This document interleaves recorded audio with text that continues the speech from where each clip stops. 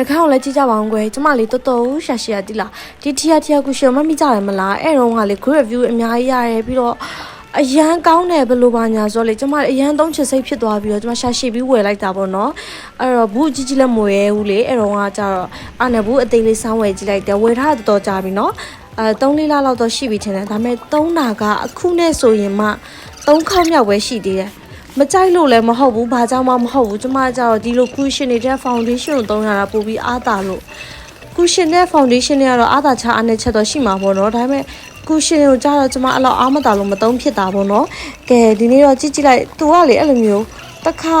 ဖိလိုက်လို့ရှိရင်တခါပါတော့ပါလာရဲ့ဒါပေမဲ့ထင်ရအများကြီးမပါလာဘူးအဲ့ဘူးတိတ်လေးဆိုရင်ဒီတစ်ခေါက်သုံးလိုက်တာနဲ့တော့မှကုန်ပြီထင်တယ်နောက်တစ်ခေါက်ထပ်တုံးလို့မရတော့ဘူးဘာလို့လဲဆိုတော့သူကနည်းနည်းပဲပါလာလေပြီးလို့ရှိရင်သူ့ရဲ့အားနည်းချက်က blend လုပ်ရတာခက်တယ်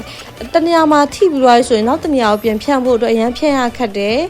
coverage တော့ဖြစ်တယ်တိတ်ကလေးညက်ကလေးရောဖြစ်တယ်ပေါ့နော်ဒါပေမဲ့တခုပဲသူကအဲ့ဖြန့်ရခက်တဲ့ပြဿနာပေါ့နော်လိမ့်ပြီးသွားပြီဆိုလိမ့်ထိုင်းနေရမှာပဲသူကတင်နေရမရွေ့တော့အဲ့လိုကြီးဘူးကလည်းတိတ်တယ်တိတ်လည်းအသုံးမခံတော့လေနှမျောကလည်းတင်ထားလိုက်တာအဲ့လိုတင်ထားရင်ဒီတစ်ခါလိမ့်တာနဲ့မှဆိုလို့ရှိရင်3ခေါက်မြောက်ပေါ့နော်